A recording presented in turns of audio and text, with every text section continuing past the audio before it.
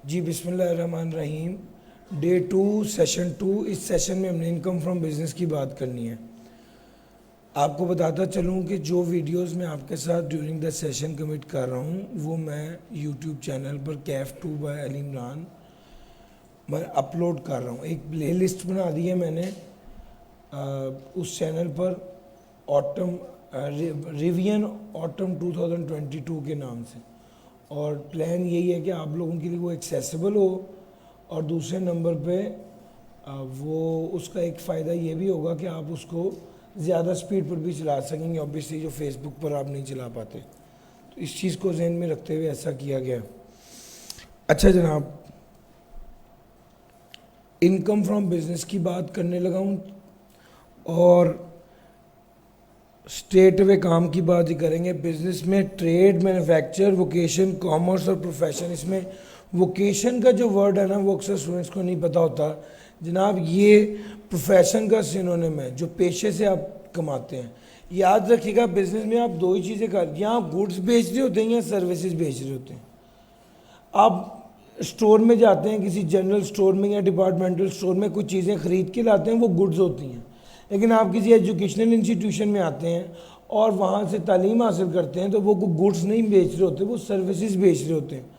आप कहीं किसी सैलून में, पार्लर पे चले जाते हैं, वो जो सैलून वाले आपसे चार्ज करते हैं और वो जो सर्विसेज देते हैं वो वही बात है, मैंने फिलबदी कह रही है, सर्विसेज देते हैं, वो सर्विसेज होती हैं सर। वो आपको वापसी पे जाते हुए कोई शॉपर नहीं पकड़ाते कि भाई ये आपका सामान है, ये लेके जाएं। ठीक हो गया। तो जब आप बात करते हैं बिजनेस की तो यहाँ गुड्स होती हैं, यहाँ सर्विसेज होती हैं। बैंक आपको सर्विसेज दे रहा होता है, एजुकेशनल इंस्टीट्यूशन आपको सर्विसेज दे रहा होता है, डिपार्टमेंटल स्टोर, पेंट की दुकान वाला आपको पेंट दे रहा है, वो गुड्स है, वो गुड है सर। नहीं जनाब, सर्विसेज या गुड्स बेचने से जो पैसे कमाएंगे वो under that income from business आएगा। अलबत्ता अगर आप कोई इनकम कमा रहे हैं और वो FTR इनकम है तो वो under the head income from business नहीं लिखी जाती, ये अपने जेहन में रखिएगा। उसके अलावा सर अगर आप कोई टेंजेबल मूवेबल प्रॉपर्टी, आप कारोबार करते हैं रेंट ए कार का, उससे जो पैसे कमाते हैं वो भी इनकम फ्रॉम बिजनेस में आता है। सर जी अगर कारोबार के हवाले से आपने बैंक से लोन लिया, बाद में कारोबारी हालात ख़राब हो गए, आप वो लोन वापस नहीं कर सके, बैंक ने वो प्रॉफिट ऑन डेट या इंटरेस्ट ऑन लोन माफ़ किया या पूरा लोन ही माफ़ कर दिया, दोनों केसेस में ये जो फ़ायदा आपको बिजनेस की वजह से हुआ है ये भी under that income from business आता है। अच्छा, जब भी आपको ये बताया जाए ना कि फ़लाँ चीज़ें अंडर द हेड आ रही हैं, इसको क्रैम नहीं करना होता, इसको कॉन्सेप्चुअली समझना होता है। अभी पीछे मैंने आपको इनकम फ्रॉम अदर सोर्स की चीज़ बताई। अब कोई स्टूडेंट जो है वो 2 घंटे लगा के एक एक चीज़ को इस तरह से याद करने लग जाए, वो रेलिवेंट नहीं है, उसकी ज़रूरत नहीं है। मैंने आपको पहले दिन ये बता दिया है कि जनाब पहले दिन की 15 मिनट की वीडियो जो है ना वो तो सब लोगों को देखनी चाहिए ताकि वो अपनी अप्रोच सेट कर लें। सर 7 नंबर का सवाल सिर्फ आया, बाकी न्यूमेरिकल है। तो अगर आप 20 चीज़ें फिंगर टिप्स पे याद करने की कोशिश कर रहे हैं तो उसकी ज़रूरत नहीं है। हाँ, हर चीज़ इंडिविजुअली पता होनी चाहिए कि क्या है। यानी ये जितने पॉइंट्स हैं ये सारे पॉइंट्स इकट्ठे याद नहीं होने चाहिए, लेकिन इंडिविजुअली हर पॉइंट का कॉन्सेप्ट आपको क्लियर होना चाहिए सर। उसके बाद आगे आ गया प्रॉफिट ऑन डेट। अगर बैंक कर रहा हो तो वो उसके लिए इनकम फ्रॉम बिजनेस है, अदर सोर्स नहीं है, ये बात पहले कर दी थी। लीज रेंटल वही 5 इदारे, इन्वेस्टमेंट बैंक, कैजुअल बैंक, मुदारबा, लीजिंग कंपनी और डेवलपमेंट फाइनेंस इंस्टीट्यूशन, अगर ये किस्तें ले रहे होंगे तो वो उसके लिए इनकम फ्रॉम बिजनेस होगा और इनकम फ्रॉम अदर सोर्स नहीं होगा। और ये वाली बात कि बैंक को जो म्यूचुअल फंड पैसे देते हैं और म्यूचुअल फंड वो कमा कहाँ से रहे होता है, प्रॉफिट ऑन डेट से, और बैंक को एज रिटर्न ऑन इन्वेस्टमेंट देता है, तो वो उसके लिए बैंक के लिए इनकम फ्रॉम बिजनेस होगा, इनकम फ्रॉम अदर सोर्स नहीं होगा। ये बातें अभी थोड़ी देर पहले मैंने आपको बताई और ये रिपीट हो रही हैं। सर कुछ पहलू हैं, ये पहलू इंडिविजुअली, फिर कह रहा हूँ इंडिविजुअली इंपॉर्टेंट है। हर पॉइंट अलहदा अलहदा कॉन्सेप्ट है और इम्पॉर्टेंट है, उसको ये 6 पॉइंट इकट्ठे क्रैम करने की ज़रूरत नहीं है। फोकस करें, खास तौर पे हेड ऑफ इनकम में फोकस करें कॉन्सेप्ट्स पर। नहीं सर, आपको तो पता है रेजिडेंट और नॉन रेजिडेंट का क्या सीन होता है। अगर कोई बंदा रेजिडेंट हो, उसकी इनकम उसका बिजनेस पाकिस्तान में या पाकिस्तान से बाहर हो, जितना पैसा भी कमाएगा टैक्सेबल इन पाकिस्तान होगा। अच्छा, दूसरे नंबर पे एक कैश बेसिस ऑफ अकाउंटिंग होती है, एक एक्रूअल बेसिस ऑफ अकाउंटिंग होती है। हमने तो पढ़ा सैलरी रिसीट, एक सैलरी रिसीट बेस या कैश बेस पर टैक्स होती है। प्रॉपर्टी सर जी बता दीजिए, ये तो अभी भी मैंने जो पढ़ाया वही पूछ रहा हूँ, जो आपने पहले पढ़ा वो नहीं पूछ रहा। सर जी सैलरी रिसीट बेस पर, प्रॉपर्टी एक्रूअल बेस पर, अदर सोर्स रिसीट बेस पर, कैपिटल गेन एक्रूअल बेस पर। कैपिटल गेन एक्रूअल बेस पर टैक्स होता है, ये भी अपने जहन में रखिएगा। सर बिजनेस की बात बताने के लिए बेस बनाई थी। Sir income from business receipt base पर भी टैक्स हो सकता है और एक्रूअल बेस पर भी टैक्स हो सकता है, मगर कंपनी के केस में आपके पास ऑप्शन नहीं है। कंपनी के केस में सिर्फ एक्रूअल बेसिस ऑफ अकाउंटिंग ही होंगी। अच्छा जी, सर कौन सा खर्चा इनकम फ्रॉम बिजनेस में से माइनस करने की इजाजत है? जो एक्सक्लूसिवली, जो खास तौर पे बिजनेस के लिए किया जाए।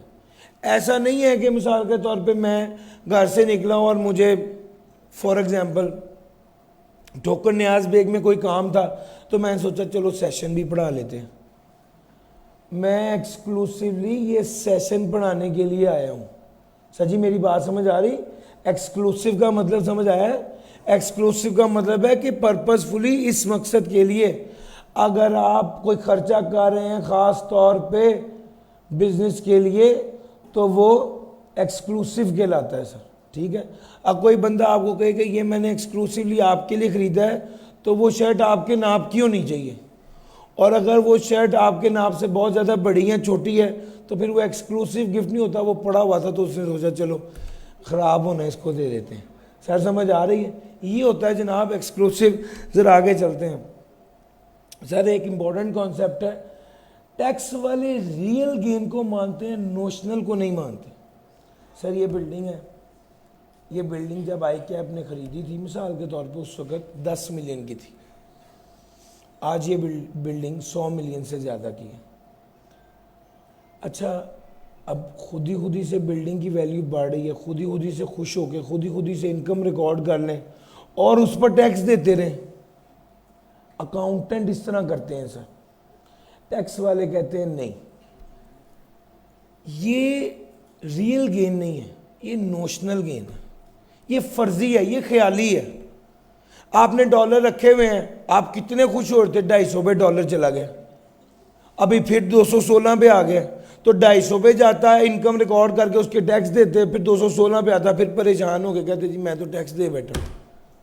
तो टैक्स वाले कहते हैं ऐसे नहीं, अगर आपने वाकई 250 के ऊपर डॉलर बेच दिया और बेचने पर पैसे हासिल कर लिए तो ये रियल गेन है, और अगर 250 पर था तो आप खुशी से जो है वो फूले नहीं समा रहे थे, और अब एकदम रेट कम हो गया और अब आप बहुत परेशान हैं। तो सर ये रियल गेन नहीं है, ये नोशनल गेन है। जब आप एक्चुअल में बेच देते हैं, इसको कहते हैं एक्चुअल में जब रियलाइज हो जाता है, जब हासिल हो जाता है, तो जनाब टैक्स वाले सिर्फ उस गेन को मानते हैं जो रियल गेन होता है।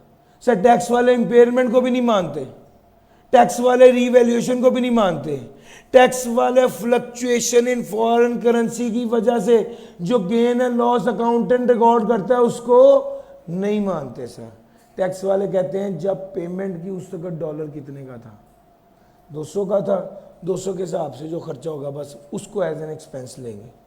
अगर आपका पेबल है और डॉलर की कीमत बढ़ गई है तो टैक्स वाले नहीं मानते कि आपको लॉस हो गया। अगर आपका रिसीवेबल है और डॉलर की कीमत बढ़ गई है तो टैक्स वाले नहीं मानते कि आपको गेन हो गया, अकाउंटेंट रिकॉर्ड करता है। IAS 21 अभी आप लोगों ने नहीं पढ़ा होगा, आगे पढ़ेंगे इंशाल्लाह जाके। काम की बात क्या है, जो कॉन्सेप्ट है वो क्या है, टैक्स वाले सिर्फ रियल गेन को मानते हैं, नोशनल गेन को, फर्जी ख्याली को नहीं मानते। मोटी मोटी कीमती बातें, रीवैल्यूएशन को नहीं मानते, इंपेयरमेंट को नहीं मानते, करेंसी फ्लक्चुएशन की वजह से जो रिसीवेबल और पेबल में गेन लॉस आता है उसको नहीं मानते। एक्चुअल में अगर आपने डॉलर बेच दिए तो उस गेन को मानते हैं। एक्चुअल में अगर आपने पे कर दिए पैसे तो उस लॉस को मानते हैं। एक्चुअल में आपने प्रॉपर्टी बेच दी और वो वाकई 10 करोड़ की बिकी तो उसको मानते हैं। अच्छा जी, मेरी बात समझ आ रही है? ये this is the difference between real and notional gain. Sir उसके बाद अगली बात है, दो तरह की रिसीट होती हैं बिजनेस में, एक ट्रेडिंग रिसीट जिसको रेवेन्यू रिसीट भी बोलते हैं और एक capital receipt. Sir revenue receipt क्या होती है? यानी जो ऑर्डिनरीली आप पैसे वसूल करते हैं, जो आपकी इनकम होती है। और कैपिटल रिसीट क्या होती है? पैसे तो वसूल किए हैं लेकिन वो आपकी इनकम नहीं होती नॉर्मली। मिसाल के तौर पे आप डेटर से पैसे ले रहे हैं, आप कैश में सेल कर रहे हैं, ये आपकी रेवेन्यू रिसीट्स हैं, ये आपकी इनकम होती है। कहने की जरूरत नहीं है ये इनकम है, ये अंडरस्टूड है इनकम है। लेकिन अगर आपने प्लांट प्रॉपर्टी इक्विपमेंट को बेचकर पैसे वसूल किए तो ये रेवेन्यू रिसीट नहीं है बल्कि कैपिटल रिसीट है। और याद रखिएगा, कैपिटल रिसीट आपकी इनकम नहीं होती अनलेस एक्सप्लिसिटली ना बताया गया हो कि ये आपकी इनकम है। सर जी मेरी बात समझ आ रही है? रेवेन्यू रिसीट आपकी इनकम होती है, कैपिटल रिसीट आपकी इनकम नहीं होती जब तक टैक्स वालों ने एक्सक्लूसिवली ना बताया हुआ हो। ले sir, those profit and gain of business are chargeable to tax which are carried on by the taxpayer at any time during the tax year। Sir साल के दौरान कभी भी आपने कारोबार करके कुछ भी इनकम कमाई, वो इनकम होगी टैक्सेबल होगी under that income from business. हाँ अलबत्ता ये 5 मैंने आपको रेवेन्यू रिसीट और कैपिटल रिसीट बताया, ये 5 चीज़ें उसने एक्सक्लूसिवली बता दिया कि इनकम है। सर पिछले साल कोई खर्चा किया था, अभी आपको मैंने कल बताया रिकॉर्ड एक्सपेंसेस, पिछले साल कोई खर्चा किया था वो इनकम में से माइनस कर दिया था। इस साल वो खर्चा क्या कर लिया है? रिकवर हो गया है, पैसे रिकवर हो गए हैं। सर ये आपकी इनकम होगी जिस साल वो पैसे रिकवर हुए हैं उस साल। सर दूसरे नंबर पे डेप्रिशिएबल एसेट, आपने डेप्रिशिएबल एसेट को बेचा, 100 रुपये का एसेट खरीदा था, 10 की डेप्रिसिएशन थी, 90 रुपये बुक वैल्यू थी, 200 का बेच दिया, 110 रुपये का गेन आ गया। सर ये जो 110 रुपये का गेन आया ये आपकी इनकम होगी। वो कहता है जो पैसे वसूल किए हैं वो इनकम नहीं है, जो डेप्रिशिएबल एसेट को बेचने पर गेन रियलाइज हुआ है वो इनकम है। तीसरे नंबर पे recovery of bad debt. Sir bad debt तो आप भूल बैठे थे, दिल आपका बुझ गया था, क्या पैसे मार गए, उसके बाद वो रिकवर हो गए। सर वो जो रिकवर हुए वो होता है बैड डेट रिकवर, और वो भी आपकी इनकम होगी। सर चौथे नंबर पे ये भी हमने आपको पढ़ा दिया। सर आपने एक्सपेंस किया लेकिन अभी अनपेड लायबिलिटी थी, जिस साल एक्सपेंस किया वो साल गुजरा, 3 साल तक आपने उसे पे नहीं किया। 18 में एक्सपेंस किया, ये मैं बता चुका हूँ इसलिए दोबारा लिख नहीं रहा। 18 में एक्सपेंस किया, 19, 20, 21 3 साल तक आपने उसको पे ऑफ नहीं किया, तो 22 के साल में वो क्या हो जाएगा? 22 के साल में वो दोबारा इनकम के तौर पे रिकॉर्ड कर लेंगे। अच्छा ये ट्रेडिंग लायबिलिटी वाली बात थी, आपको बता दी।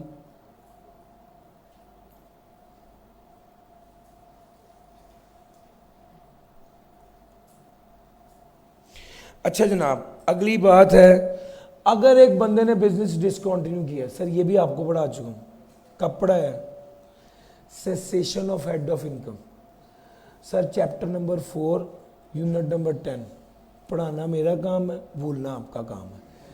Sir chapter number 4 unit number 10 उसका सब सेकंड लास्ट पॉइंट, जब कोई हेड ऑफ इनकम सीज हो जाता है, उस सीज होने के बाद दोबारा जब आप उसी हेड से कोई इनकम वसूल करते हैं तो वो ऐसे टैक्स होगी जैसे वो हेड ऑफ इनकम कभी सीज हुआ ही नहीं था। Sir ji sum received after discontinuous of business. Sir business discontinue कर दिया मगर उस बिजनेस के वजह से अगर बाद में आपको कोई पैसे मिले हैं तो वो आपकी इनकम में शामिल होंगे जैसे वो हेड ऑफ इनकम कभी सीज हुआ ही नहीं था। सर मेथड ऑफ अकाउंटिंग की बात करते हैं, वो कहता है मेथड ऑफ अकाउंटिंग कैश भी हो सकता है, एक्रूवल भी हो सकता है, जो रखना है एक रखें, रेगुलर बेसिस पे रखें, कैश बेसिस भी यूज़ कर सकते हैं, एक्रूवल भी यूज़ कर सकते हैं, लेकिन अगर आपकी कंपनी है तो सिर्फ ऑप्शन एक ही है, और वो क्या, एक्रूवल बेसिस ऑफ अकाउंटिंग। अगर आपने बेसिस ऑफ अकाउंटिंग या मेथड ऑफ अकाउंटिंग चेंज करना है तो कमिश्नर से बात करनी पड़ेगी, उसको इन राइटिंग रिक्वेस्ट करनी पड़ेगी। कमिश्नर देखेगा क्या वाकई जेन्युइन नीड है, अगर नीड हुई तो वो इजाज़त देगा, वरना वो इजाज़त नहीं देगा। मगर ये वाली बात भी आपको चैप्टर 4 में पढ़ाई थी क्या सर, जब आप बेसिस ऑफ अकाउंटिंग एक्रूवल से रिसीट करें या रिसीट से एक्रूवल करें तो इस चीज़ को मेक श्योर करें कि कोई इनकम दो बार रिकॉर्ड ना हो जाए, डबल टैक्सेशन को अवॉइड करें, कोई एक्सपेंस दो बार इनकम में से माइनस ना हो जाए। सर ये वाली बात भी आपको चैप्टर 4 में पढ़ाई थी, और सबसे यूनिट 10 का सबसे आखिरी बात थी। Sir cash base of accounting क्या है, कितने पैसे वसूल किए, जितने पैसे वसूल किए वो इनकम है। और एक्रूवल बेसिस ऑफ अकाउंटिंग क्या है, कितने पैसे कमाए। सर आपने सेल कर लिया, अभी पैसे नहीं वसूल नहीं किए तो भी आप इनकम बुक कर लेंगे। Sir this is accrual basis of accounting. Accrual basis of accounting क्या है, कितने पैसे कमाए। सर पेमेंट की बात करें, कैश बेसिस में कितने पैसे अदा किए, एक्रूवल बेसिस कितने पैसे वाजिबुल अदा है, यानी अगर पेबल भी होगा तो एक्रूवल बेसिस में हम उसको खर्चा मानेंगे, लेकिन कैश बेसिस में खर्चा सिर्फ किसको मानते हैं, जो अदा कर दिए। सर ये दोनों में फ़र्क होता है। अकाउंटेंट हैं आप लोगों को खुद भी इन बातों का पता है। सर वो कहते हैं अगर अमाउंट आपको पता चल जाए कितनी पेबल है रीजनेबल एक्यूरेसी के साथ, और ये पता चल जाए कि आपके लिए वाजिबुल अदा है, तो जनाब आप लायबिलिटी रिकॉर्ड कर लेंगे। अगर आपको पता चल जाए कितने पैसे आपने वसूल करने हैं और आपको पता हो कि आपका ये हक है कि ये पैसे आपको मिलने चाहिए, तो आप इनकम रिकॉर्ड कर लेंगे। This is accrual basis of accounting. और उसके बाद अगला पॉइंट है, ये हम पहले भी पढ़ चुके हैं, अभी फिर पढ़ाया, ये दोबारा आ गया।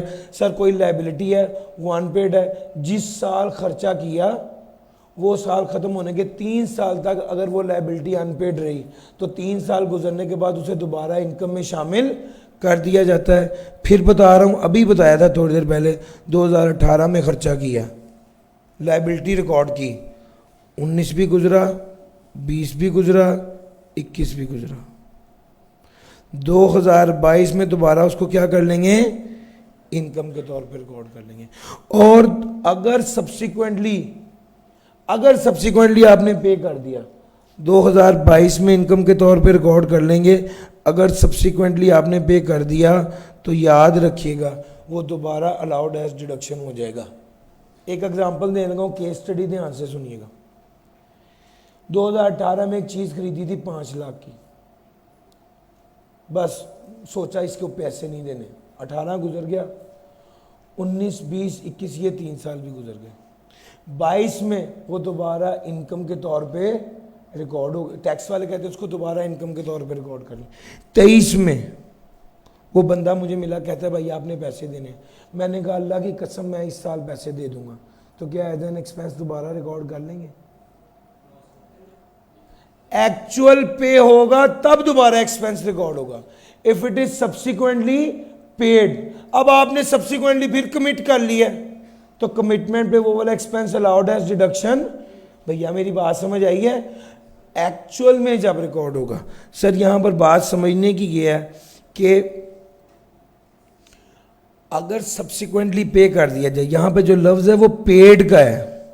ऐसा भी हो सकता है मैंने उस बंदे का 1 लाख देना था, मैंने सब्सिक्वेंटली 50,000 पे किया तो 50,000 अलाउड एज डिडक्शन होगा, 1 लाख पूरा अलाउड एज डिडक्शन नहीं होगा। सर जी आगे चलते हैं।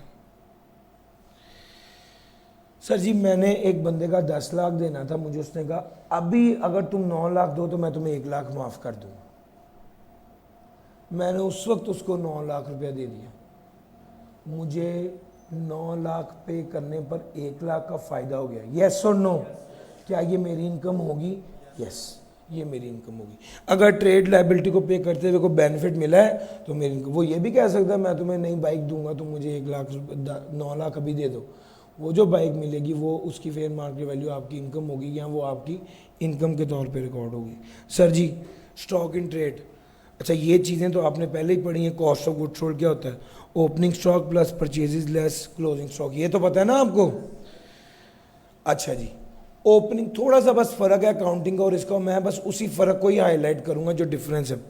सर जब आप नया बिजनेस शुरू करते हैं ना, अकाउंटेंट कहता है ओपनिंग स्टॉक 0 होता है, यस और नो, लेकिन टैक्स वाला कहता है कि जब आपने बिजनेस शुरू किया था उस दिन जो स्टॉक आपने वेंचर इन किया, इंट्रोड्यूस किया कंपनी के अंदर, उसको ओपनिंग स्टॉक मानते हैं टैक्स वाले।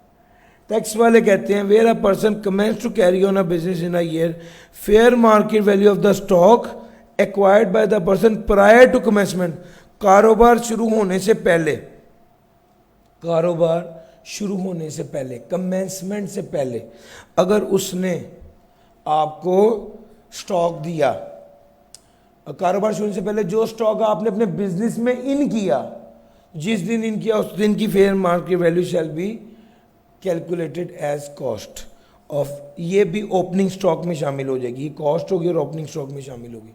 सर मैं फिर कह रहा हूँ, अकाउंटेंट अगर नया बिजनेस शुरू हुआ हो तो ओपनिंग स्टॉक को 0 लेता है, लेकिन टैक्स वाला अगर नया बिजनेस शुरू हुआ हो तो बिजनेस की कमेंसमेंट से पहले जितना स्टॉक वेंचर किया गया था, जितना स्टॉक बिजनेस में लाया गया था, उसको ओपनिंग स्टॉक का हिस्सा समझता है। मैंने 1 अगस्त 2022 को अपने शोरूम की ओपनिंग की है, 15 जुलाई 2022 को मैंने 7 गाड़ियां लेकर शोरूम में लाकर खड़ी कर दी हैं बेचने के लिए। सर जी टैक्स वाला वो क्या कहते हैं, अकाउंटेंट कहेगा मेरा ओपनिंग स्टॉक 0 है, लेकिन टैक्स वाला कहेगा आपका ओपनिंग स्टॉक 7 गाड़ियों की फेयर मार्केट वैल्यू है 15 जुलाई की, और यस और नो। सर जी ये बात ध्यान से समझने वाली थी। बाकी क्लोजिंग स्टॉक तो आपको ज़बरदस्त पता है कि जी इन्वेंट्री क्या होती है, closing stock lower of cost और एनआरवी, इसमें तो कोई दिक्कत नहीं है। हाँ जी अलबत्ता अगली बात देखिएगा सर, अब क्लोजिंग स्टॉक को वैल्यू कैसे करना है, ये एक अगला पॉइंट। क्लोजिंग स्टॉक की वैल्यूएशन कैसे होगी? सर इसके 2 तरीके होते हैं, एक एब्जॉर्प्शन कॉस्टिंग मेथड और एक प्राइम कॉस्टिंग मेथड। इन दोनों में फ़र्क क्या होता है बस मोटा मोटा बताऊंगा, कॉस्ट में आप लोगों ने जो है वो पढ़ लिया होगा, नहीं तो आप पढ़ लेंगे इंशाल्लाह। सर जो प्राइम कॉस्ट मेथड होता है उसमें सिर्फ वेरिएबल कॉस्ट होती है, और जो एब्जॉर्प्शन कॉस्टिंग मेथड होता है उसमें फिक्स कॉस्ट भी स्टॉक का हिस्सा बनती है। तो भैया वो कहता है, टैक्स वाले कहते हैं आप प्राइम कॉस्टिंग मेथड भी इस्तेमाल कर सकते हैं और एब्जॉर्प्शन कॉस्टिंग मेथड भी इस्तेमाल कर सकते हैं for the valuation of stock, मगर अगर आपकी बेसिस ऑफ अकाउंटिंग एक्रूअल है तो आपके पास ये ऑप्शन नहीं है, फिर आपको क्या करना पड़ेगा, सिर्फ एब्जॉर्प्शन कॉस्टिंग मेथड। अब गौर से बात सुनना, मैं एक स्ट्रिंग बनाने लगा हूँ। सर जी टैक्स वालों ने कहा आपकी मर्जी है, आपकी बेस ऑफ अकाउंटिंग कैश भी हो सकती है और एक्रूअल भी हो सकती है, यस और नो? सर रिस्पॉन्ड करना पड़ेगा आपको। आप कैश बेसिस ऑफ अकाउंटिंग भी हो सकती है और एक्रूअल बेसिस ऑफ अकाउंटिंग भी हो सकती है। अब अगली बात ध्यान से सुनना, फिर वो जब कहता है वैल्यूएशन ऑफ, लेकिन अगर कंपनी होगी तो आपकी बेस ऑफ अकाउंटिंग क्या होगी, एक्रूअल। कंपनी होगी तो आपकी बेस ऑफ अकाउंटिंग एक्रूअल। अच्छा अगर आपकी बेसिस ऑफ अकाउंटिंग कैश है तो आप स्टॉक को वैल्यू कर सकते हैं प्राइम कॉस्ट मेथड पे भी और एब्जॉर्प्शन कॉस्ट मेथड पे भी, और अगर आपकी बेसिस ऑफ अकाउंटिंग एक्रूअल हो तो आपके पास सिर्फ एक ही ऑप्शन है, क्या, एब्जॉर्प्शन। मुझे बताते हैं अगर कंपनी होगी तो उसकी इन्वेंट्री को वैल्यू करने का क्या तरीका है हमारे पास, सिर्फ एब्जॉर्प्शन कॉस्टिंग मेथड है, क्योंकि कंपनी के पास चॉइस ही क्या होती है, सिर्फ एक्रूअल बेसिस की। ले सर फाइफो मेथड और एफको मेथड, ये वो कहता है जो आपका दिल चाहता है फाइफो यूज़ करें या एफको यूज़ करें, मगर इसको चेंज नहीं करना। चेंज करना है तो पहले किससे परमिशन लेनी पड़ेगी, सर आपको एक बात बताऊं, ये कैपिटल गेन में बताने वाली बात थी, वहां नहीं बताई। सर अगर आप शेयर बेचते और खरीदते हैं तो हमेशा कौन सा मेथड यूज होता है? FIFO मेथड यूज होता है। लेकिन आप सिंगल डे ट्रांजैक्शन करें, एक ही दिन खरीदें और उसी दिन बेचें, तो कौन सा मेथड यूज होता है? FPO मेथड यूज होता है। सबा वाले सवाल में इसकी भी एडजस्टमेंट थी। ठीक हो गया? AOP का क्वेश्चन है, वो देख लीजिएगा। सर फिर बोल रहा हूं, यहां पर तो ये सिंपल है। कैपिटल गेन में जो शेयर पहले खरीदा हम समझते हैं पहले बिका, जो शेयर बाद में खरीदा बाद में बिका। लेकिन अगर एक ही दिन खरीदा और एक ही दिन बेचा, तो इस केस में हम कॉस्ट को कैलकुलेट करते हुए FIFO मेथड यूज नहीं करते बल्कि FCO मेथड यूज करते हैं। ये बात उधर नहीं बताई, इधर बता दी है। लो सर, यहां तक हमारा एक पॉइंट क्लियर हो गया कि बुनियादी क्या बातें हैं। अब जरा अगली बात करते हैं डिडक्शंस एडमिसिबल की। एक चीज ध्यान में रखना, टैक्स वाले जो है ना एक एक खर्चे पर नजर रखते हैं, और याद रखना डिडक्शन का मतलब ही क्या है। सर 100 रुपए की मेरी इनकम है,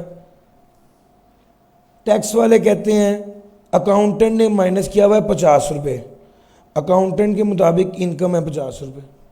टैक्स वाले कहते हैं 100 रुपए की इनकम है पूरी, और हर खर्चे को देखेंगे टैक्स वाले, माइनस करना ही नहीं करना, माइनस करना ही या नहीं करना। मिसाल के तौर पे एक खर्चा ऐसा है, अकाउंटेंट कहता है माइनस कर लो, टैक्स वाला कहता है माइनस नहीं करना। उस केस में आपको वो क्या करना पड़ता है? ऐड बैक करना पड़ता है। इसीलिए अकाउंटिंग के प्रॉफिट में और टैक्स के प्रॉफिट में फर्क होता है।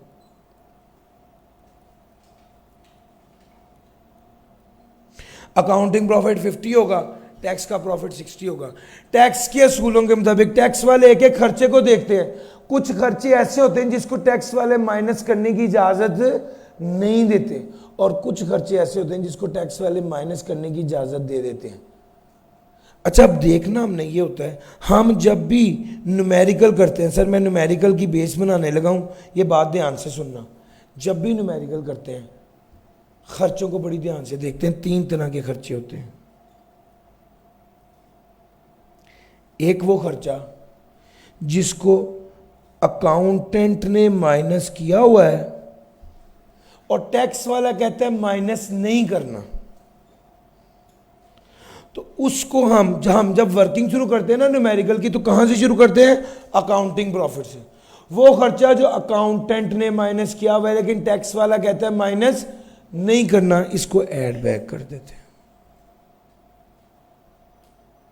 सर एक और खर्चा है जिसको अकाउंटेंट ने माइनस किया हुआ है और टैक्स वाला कहते हैं आपको भी माइनस करने की इजाजत है।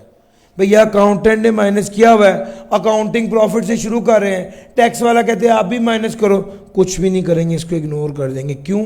पहले ही माइनस हुआ है और अकाउंटेंट ने भी माइनस कर दिया और टैक्स वाला भी कहता है माइनस कर दो, कुछ भी नहीं करेंगे। सर एक तीसरा एक्सपेंस होता है जिसको अकाउंटेंट कहता है अकाउंटेंट ने माइनस नहीं किया हुआ, टैक्स वाला कहता है माइनस करो, इसको क्या कर देते हैं? इसको लेस कर देते हैं। अकाउंटिंग प्रॉफिट में ये 3 तरह की एडजस्टमेंट करें तो हमारे पास क्या आ जाता है?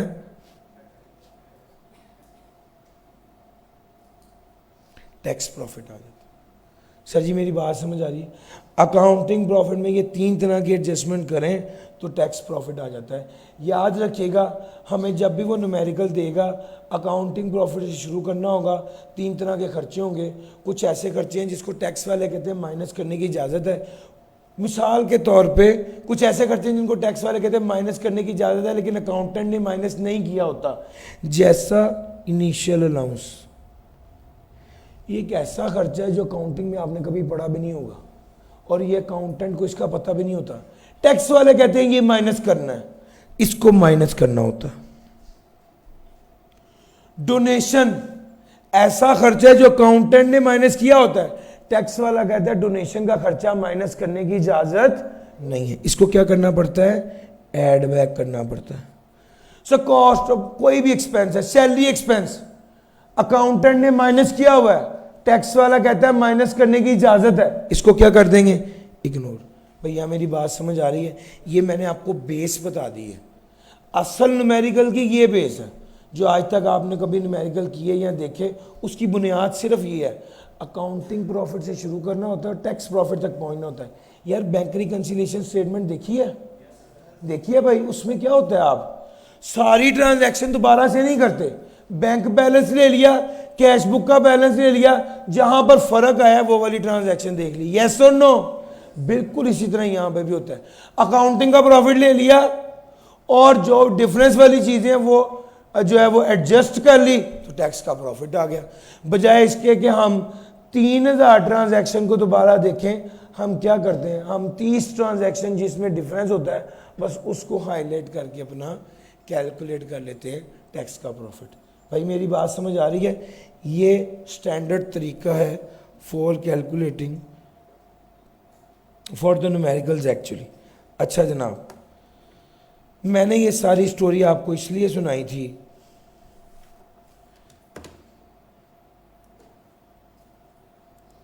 कि मैं आपको अपनी जो आज की डिस्कशन है उसके लिए बड़ी ज़रूरी थी, और वो मैं चाहता था कि वो आप लोगों के साथ डिस्कस करूं। सर जी, न्यूमेरिकल की बेस तो बन गई बिजनेस के न्यूमेरिकल की, ज़रा आगे चलते हैं। कौन से खर्चे माइनस करने की इजाज़त है? सर जी आज के बाद, अभी जो मैंने बता दिया इसके बाद अब आपका कॉन्सेप्ट क्लियर हो जाना चाहिए।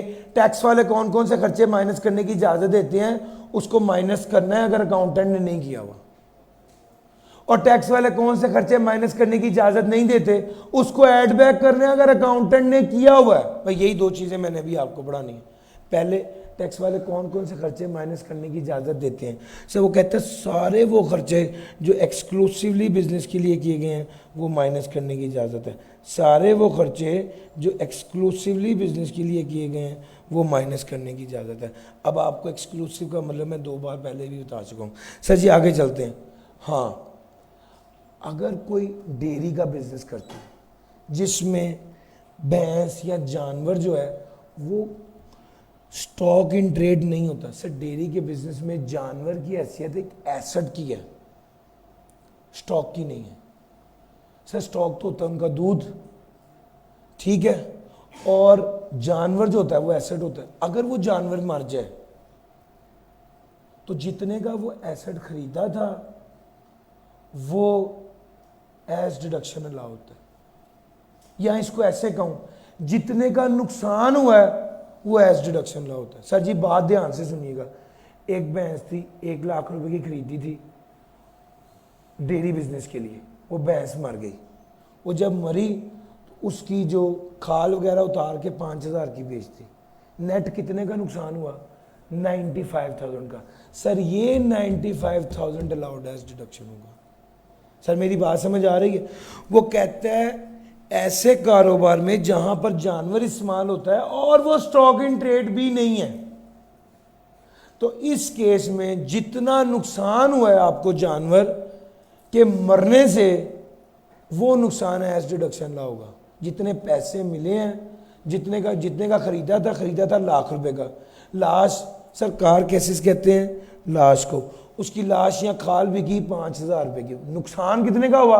95,000 रुपए का, एज डिडक्शन अलाउ होगा।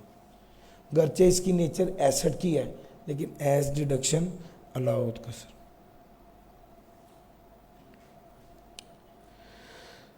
बड़ी ध्यान से मेरे साथ रहिएगा, कौन कौन से खर्चे माइनस नहीं करने।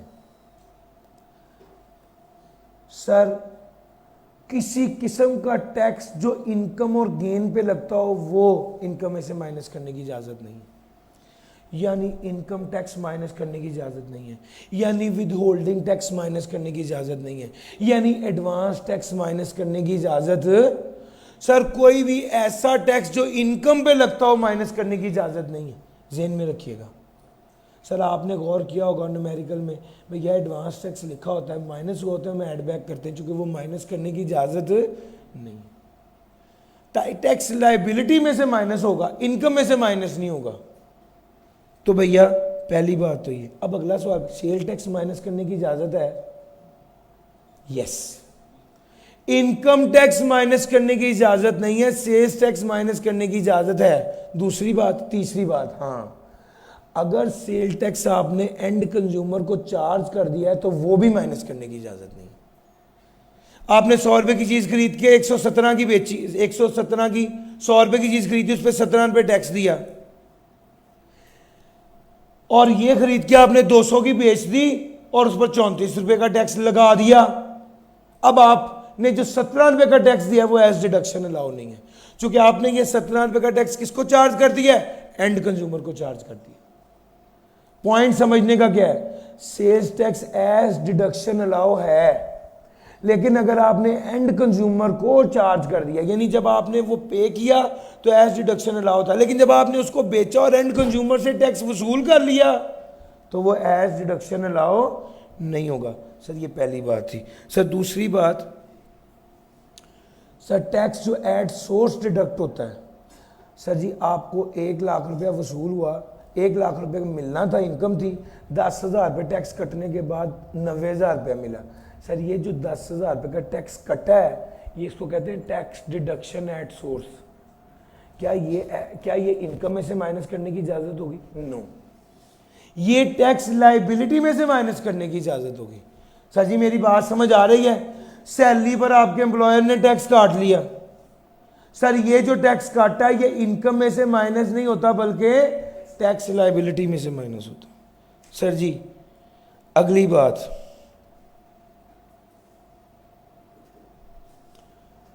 अगर आपने कोई चीज़ पर, बड़ी ध्यान से सुनिएगा सर, इसकी एक्सेप्शन भी पास पेपर में आई है। अगर आपने कोई चीज़ खरीदी 100 रुपये की, टैक्स वालों ने कहा था कि भैया आपने इसको 100 रुपये पूरे पे नहीं करने, 5 रुपये टैक्स पे करने हैं, उसको 95 रुपये पे करने हैं, यानी टैक्स डिडक्ट करना है। टैक्स डिडक्ट का मतलब पता है, जब मैं अपने मेरी तनख्वाह 1 लाख है, मैं अपने एम्प्लॉयर से पैसे, तनख्वाह मुझे मिलती है तो वो 90,000 मिलती है, 10,000 का वो टैक्स काट लेता है, उसको कहते हैं टैक्स डिडक्शन।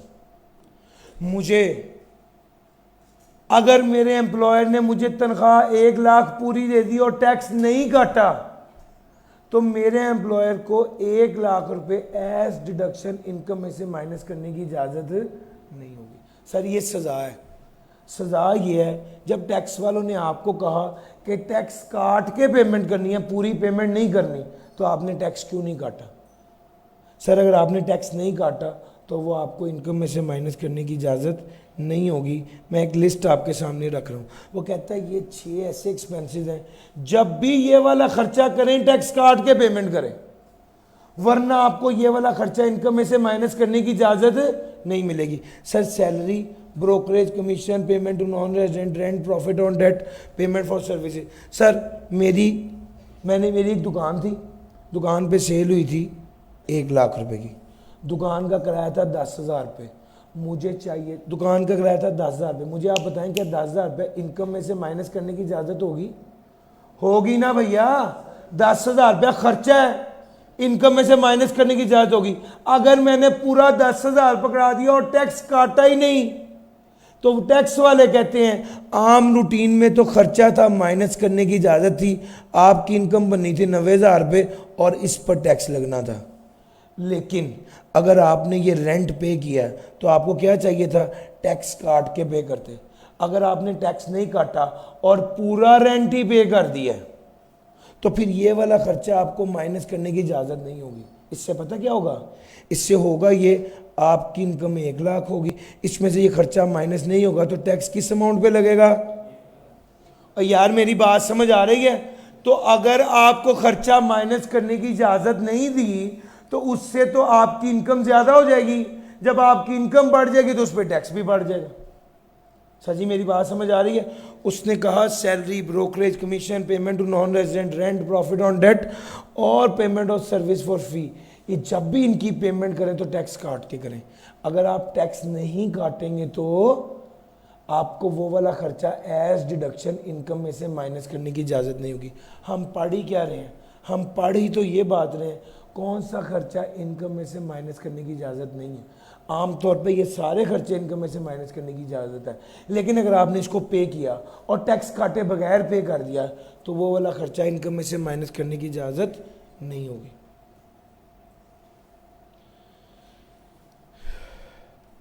इस रूल को जो मैंने आपको समझाया इसकी छोटी सी एक्सेप्शन है, ये भी पढ़िएगा।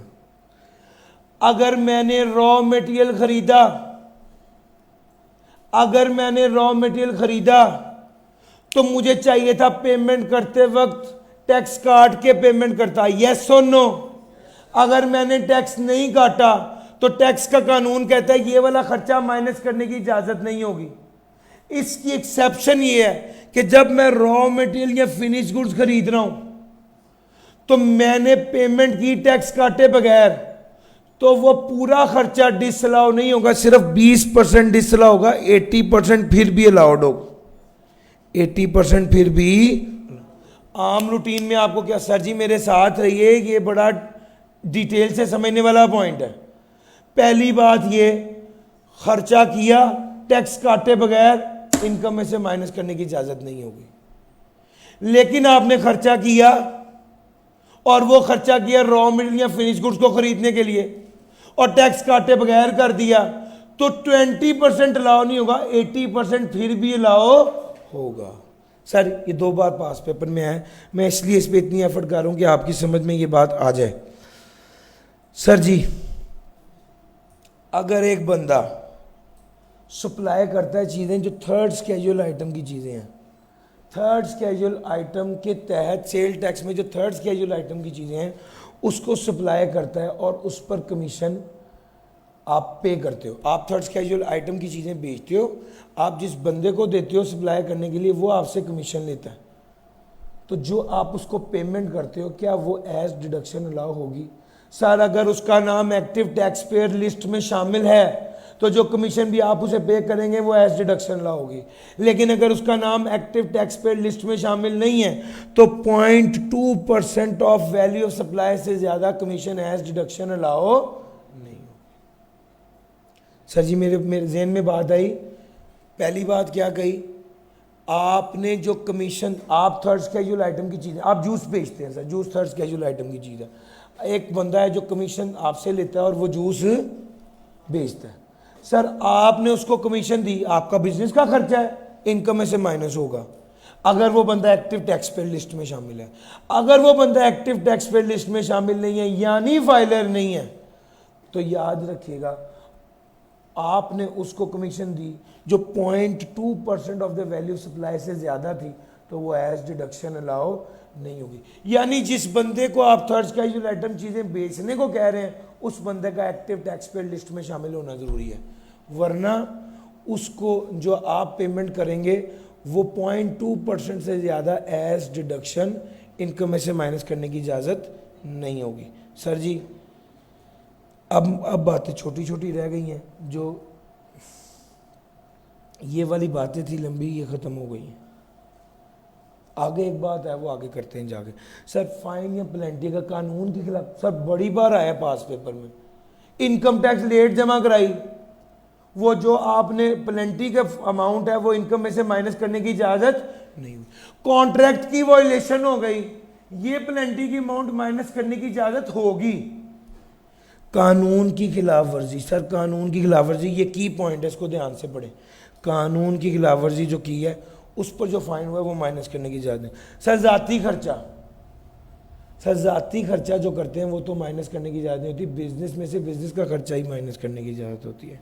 सर एंटरटेनमेंट एक्सपेंस माइनस करने की इजाजत नहीं होती सिवाय इस लिमिट के।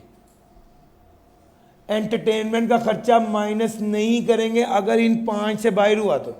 सर सबसे पहले तो आप किसी दूसरे मुल्क गए हैं, दुबई गए हैं, वहाँ आपने एंटरटेनमेंट किया, क्या ये वाला खर्चा इनकम में से माइनस करने की इजाज़त होगी? वो कहता है ट्रांजैक्शन दिखाओ, किस ट्रांजैक्शन के हवाले से दुबई गए हो, अगर ट्रांजैक्शन है तो माइनस करने की इजाज़त होगी वरना नहीं। दूसरा, अगर फॉरेन कस्टमर या सप्लायर पाकिस्तान आए हैं, आपने उसे पीसी में ठहराया है और सारा खर्चा किया, क्या ये माइनस करने की इजाज़त होगी? यस। अगर आपने अपने क्लाइंट को, अपने कस्टमर को कुछ एंटरटेनमेंट दिया, कुछ खाना पीना किया है, कुछ कोई भी इवेंट किया, सारा खर्चा माइनस करने की इजाज़त होगी। कस्टमर, क्लाइंट, एम्प्लॉय, बिजनेस के बंदों पर जो खर्चा किया हो, मीटिंग पर जो खर्चा किया हो, डायरेक्टर्स की मीटिंग पर, शेयर होल्डर की मीटिंग पर, ये सारा खर्चा माइनस करने की इजाज़त होती है। सर ब्रांचेस ओपन होती हैं तो बड़ा धूम धड़का होता है।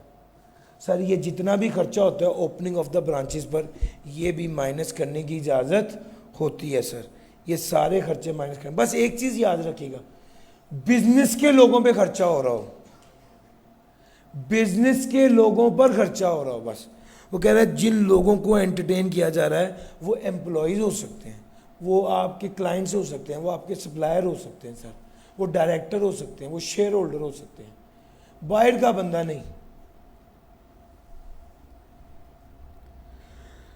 सर जी अगली बात, हमने आपको P fund, super innovation fund, pension fund सारा पढ़ाया था सैलरी में। उस वक्त आप लेने वाला हाथ था, उस वक्त आप कौन थे? एम्प्लॉय थे। आज आप कौन बन गए? बिजनेसमैन बन गए।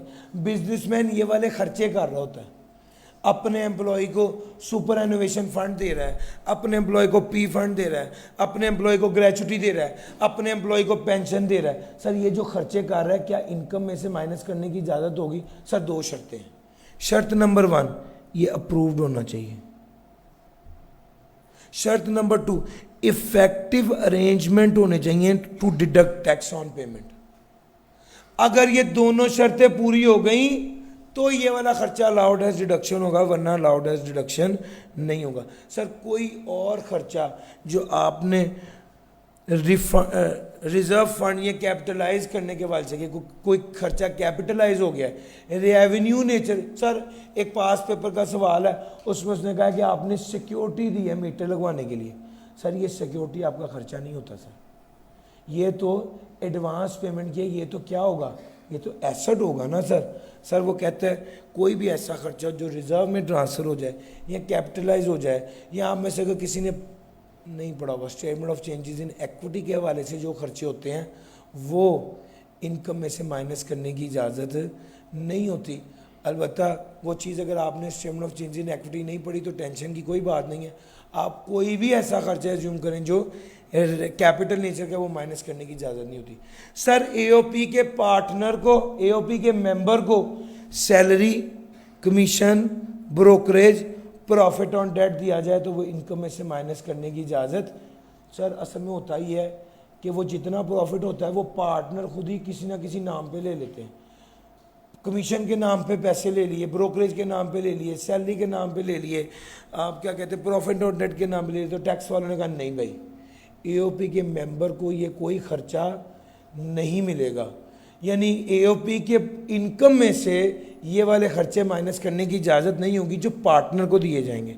सर 25,000 से ज़्यादा की सैलरी कैश में दी गई तो अलाउड एज डिडक्शन नहीं होगी सर, यानी उन्होंने डॉक्यूमेंटेशन ऑफ इकॉनमी के लिए इस चीज़ को इंश्योर किया है ताकि सब लोगों को सैलरी बैंक के थ्रू मिले। सर कैपिटल, आपने कोई मशीन खरीदी, मशीन की इंस्टॉलेशन पे खर्चा हुआ, मुझे बताएं कैपिटल नेचर का है रेवेन्यू नेचर का है? शाबाश, सबने ठीक बताया, कैपिटल नेचर का है। सर जी थोड़ा अलर्ट रहे ना, मैं ये कह रहा हूं कि मशीन की इंस्टॉलेशन पे जो खर्चा है ये कैपिटल नेचर का है या रेवेन्यू नेचर का है? सर ये कैपिटल नेचर का खर्चा है, ये माइनस करने की इजाज़त नहीं होगी। इसको क्या करेंगे? मशीन की कॉस्ट में ऐड करेंगे। फिर जब डेप्रीसिएशन डेप्रीसिएशन अलाउ है, लेकिन कैपिटल नेचर का खर्चा माइनस करने की इजाज़त इंटेंजिबल एसेट के हवाले से भी इंटेंजिबल एसेट को बनाने में जो खर्चा है वो माइनस करने की इजाज़त नहीं है, अलबत्ता उसकी अमोर्टाइजेशन माइनस करने की इजाज़त है। सर जी फार्मास्यूटिकल कंपनी अगर हो ना, फार्मास्यूटिकल कंपनी अगर हो तो उसके हवाले से उसने कहा है 10% से ज़्यादा। असल में होता ही है फार्मास्यूटिकल कंपनीज में मेन सीन ये होता है कि ये लोग ना ज़्यादा डॉक्टर्स को और लोगों को रिश्वत या कमीशन या गिफ्ट बहुत ज़्यादा देते हैं, ठीक है। तो टैक्स वालों ने कहा भैया टर्नओवर के 10% से ज़्यादा मार्केटिंग एक्सपेंस होगा तो हम अलाउ नहीं करेंगे। वो माइनस करने की इजाज़त नहीं। फार्मास्यूटिकल कंपनी के लिए सेल, प्रमोशन, एडवर्टाइजमेंट और पब्लिसिटी के एक्सपेंस टर्नओवर से 10% से ज़्यादा नहीं होने चाहिए। सर अगली बात मैं आपको स्टेप बताने लगा हूं, वो स्टेप देखिए। अगर अकाउंट बैलेंस, अगर अकाउंट बैलेंस 2.5 लाख से ज़्यादा का हो, इंडिविजुअल ट्रांजैक्शन, अगर अकाउंट बैलेंस 2.5 लाख से ज़्यादा का हो, इंडिविजुअल ट्रांजैक्शन 25,000 से ज़्यादा की हो और पेमेंट कैश में हो, तो ये वाला खर्चा अलाउड एज डिडक्शन नहीं होता। सर ये स्टेप याद रखिएगा, सबसे पहले आपने अकाउंट बैलेंस देखना है, 2.5 लाख से ज़्यादा हो, इंडिविजुअल ट्रांजैक्शन 25,000 से ज़्यादा की हो। Sir step number 1 account balance देखिए, दूसरे नंबर पे इंडिविजुअल ट्रांजैक्शन देखिए, और तीसरे नंबर पे देखिए कैश में हो रहा है। अगर ये तीनों शर्तें पूरी हो जाएं तो ये वाला खर्चा नॉट अलाउड एज डिडक्शन। भैया ये 3 स्टेप याद रखिएगा। वो आपको कहता है 3.5 लाख रुपए कैश में पे किया, अब उसको अकाउंट बैलेंस बताने की जरूरत है? नहीं जरूरत। भैया जिसकी एक ट्रांजैक्शन 3.5 लाख की अंडरस्टूड है ना कि अकाउंट बैलेंस ज्यादा का है, तो उसने कहा अकाउंट बैलेंस 2.5 लाख से ऊपर, इंडिविजुअल ट्रांजैक्शन 25,000 से ऊपर, तो और पेमेंट कैश में गया, वो अलाउड एज डिडक्शन नहीं होगा। तो भाई आम तौर पे जब वो आपको सवाल देता है तो वो एक लाइन में अमाउंट ही 2.5 लाख से ऊपर की दे देता है, जिसमें कोई एम्बिग्विटी ना रहे कि ये अलाउड एज डिडक्शन होगा या नहीं। समझ आ रही है? अगर वो 60,000 के, तो आप ये सोचते रहेंगे पता नहीं अकाउंट बैलेंस अब 2.5 लाख है या नहीं है।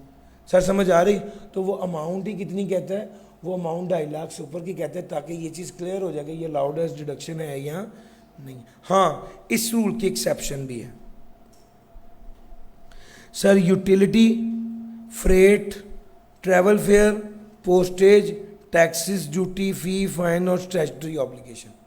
सरकारी इदारे को कोई पैसे जमा कराने हैं, टैक्सेस पे करने हैं, ड्यूटीज पे करनी है, फाइन पे करना है, फी पे करना है, ट्रैवल फेयर, यूटिलिटी, पोस्टेज, ये सारे खर्चे अगर कैश में किए जाएं तो ये अलाउड एज डिडक्शन होंगे। सर 7 लाख रुपए का बिजली का बिल कैश में जमा कराया, कोई टेंशन नहीं, अलाउड एज डिडक्शन होगा। सर फ्रेट चार्जेस, वो सामान मंगाया, फ्रेट चार्जेस 3 लाख कैश में दिया है, कोई मसला नहीं, अलाउड एज डिडक्शन होगा। Travel fare, postage. Sir tax, अभी तो आपको बताया income tax allowed as deduction नहीं। ओ भैया बाकी तो है ना, कस्टम ड्यूटी तो है ना, सेल टैक्स तो है ना, वो कैश में भी पे किए हैं तो कोई मसला नहीं है। ड्यूटीज ये भी। सर फी, ये फी उसकी बात कर रहे हैं जो सरकारी इदारे को जमा करवाई जाए। सर फाइन, फाइन तो भी कहा अलाउड एज डिडक्शन नहीं। कौन सा फाइन की बात कर रहे हैं? ये उस फाइन की बात कर रहे हैं जो वॉयलेशन ऑफ लॉ के हवाले से हो, वो तो अलाउड है डिडक्शन ही। उसके अलावा दूसरा फाइन भी हो सकता है किसी कॉन्ट्रैक्ट की वॉयलेशन के हवाले से, अगर वो 2.5 लाख से ऊपर कैश में हो तो वो भी अलाउड एज डिडक्शन होगा। सर जी अदर स्टैट्यूटरी, किसी भी सरकारी तौर पे कोई पेमेंट करनी हो तो वो अलाउड एज डिडक्शन होगी। सर जी utility bill, utility bill allowed as deduction होता है, इस पर कोई लिमिट नहीं है। हाँ उसने कहा है कि यार एक ख़ास लिमिट से ऊपर जो कि प्रिस्क्राइब की गई है या की जाएगी, अभी ऐसा तो हमारे स्कोप में उसने इस वैल्यू को नहीं डाला, लेकिन अगर वो सवाल में आपको ये कह दे कि यूटिलिटी बिल आपका है 21 लाख का और प्रिस्क्राइब लिमिट 15 लाख है, तो इसका मतलब है कि 6 लाख का एक्सपेंस अलाउड एज डिडक्शन नहीं होगा। सर जी अगली बात देखिएगा, इंडस्ट्रियल अंडरटेकिंग से रिलेटेड है। हाँ बड़ा कीमती पॉइंट है, सुनिएगा, और आया भी नया है, ये एक अटेम्प्ट पहले ही आया है। मैं इसको उर्दू में लिखता हूँ, जितने परसेंट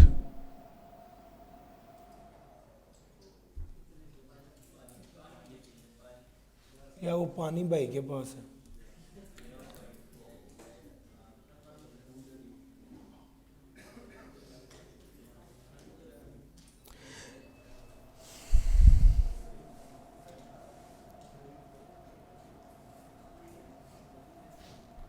उतने परसेंट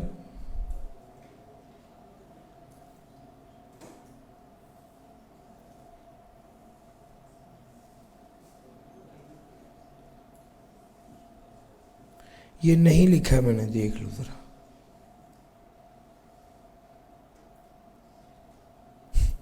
सर जी ध्यान से जरा, ये पॉइंट कीमती है, मैं कोशिश करता हूं आपको इसका हर पहलू समझाऊं।